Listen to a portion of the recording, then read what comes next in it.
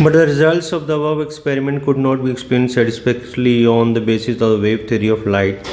So Max Planck arrived at a satisfactory relationship by making an assumption that absorption and emission of radiation arises from oscillator, that is atoms, in the wall of black body. Their frequency of oscillation is changed by interaction with oscillators of the electromagnetic radiation. Planck assumed that radiation could be subdivided into discrete chunks of energy.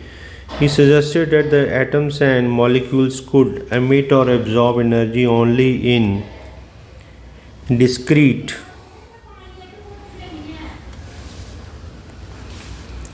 Their frequency of oscillation is changed by interaction with oscillators of electromagnetic radiation. Planck assumed that the radiation could be subdivided into discrete chunks of energy. He suggested that atoms and molecules could emit or absorb energy only in discrete quantities and not in a continuous manner. He gave the name quantum to the small quantity of energy that can be emitted or absorbed in the form of electromagnetic radiation.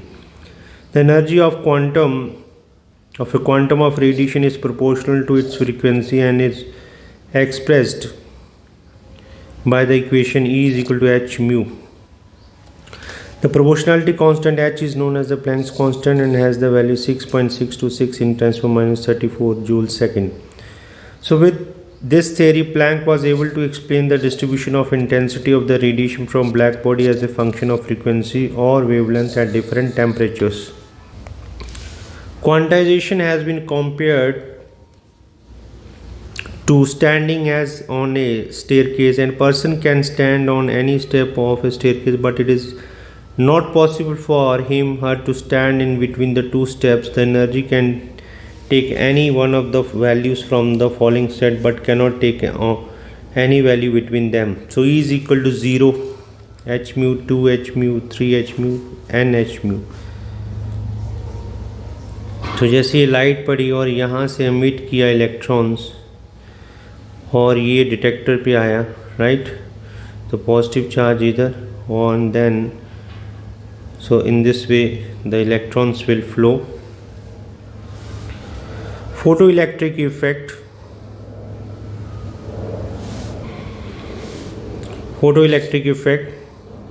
In 1887, H. Hurt performed a very interesting experiment in which electrons or electric current were ejected when certain metals, for example potassium, rubidium, cesium, were exposed to a beam of light. The phenomenon is called photoelectric effect. तो ये जो है photoelectric effect है. The results observed in this experiment were the electrons are ejected from the metal surface as soon as the beam of light strikes the surface, and there is no time lag between the striking of light beam and the ejection of electrons from the metal surface. So ये क्या कह रहा है? Electrons are ejected from the metal surface as soon as the beam of light strikes the surface. तो जैसे ही यहाँ पे strike किया वैसे ही इलेक्ट्रॉन एमिट हो जाता है. The number of electrons ejected is proportional to the intensity of or brightness of light. तो जैसे कितने इलेक्ट्रॉन्स एमिट होंगे वो इंटेंसिटी के ऊपर डिपेंड करे. For each metal there is a characteristic minimum frequency mu naught, also known as threshold frequency, below which photoelectric effect is not observed. At a frequency mu greater than mu naught, the ejected electrons come out with certain kinetic energy. The kinetic energies of these electrons increase with the increase of frequency of the light used.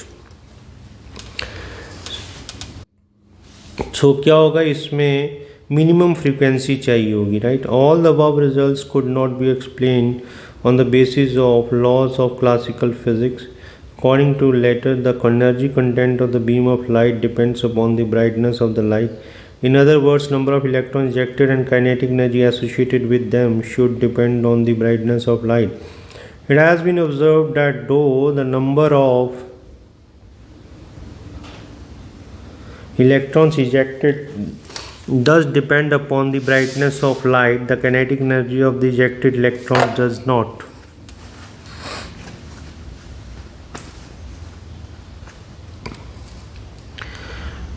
For example, red light mu 4.3 to 4.6 times for 14 Hz of any brightness intensity may shine on a piece of potassium metal for hours, but no photoelectrons are ejected. But as soon as even a very weak yellow light mu 5.1 to 5.2 into 10 to 14 Hz shines on the potassium metal, the photoelectric effect is observed. The threshold frequency mu naught for potassium metal is 5.0 into 10 to 14 Hz.